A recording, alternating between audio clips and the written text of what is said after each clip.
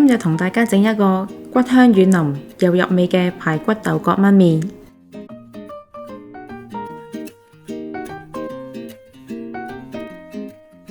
將已經洗乾淨嘅排骨加入一鍋水，再加入薑、料理酒、蔥、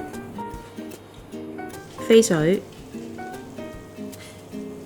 撈出洗乾淨，瀝乾備用。豆角洗乾淨後，切去頭尾部分，再切成小段。喺鍋中加少少油，開中火加熱，落薑、蒜末、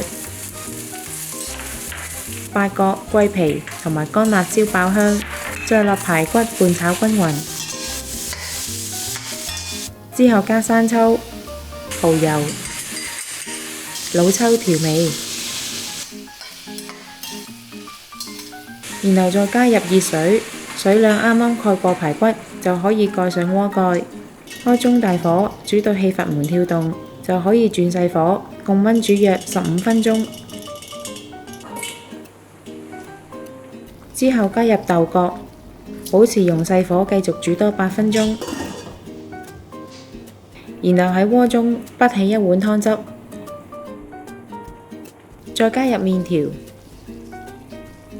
將頭先潷起嘅湯汁均勻淋喺麵上面，燜煮多5分鐘，最後攪拌均勻就可以趁熱享用啦。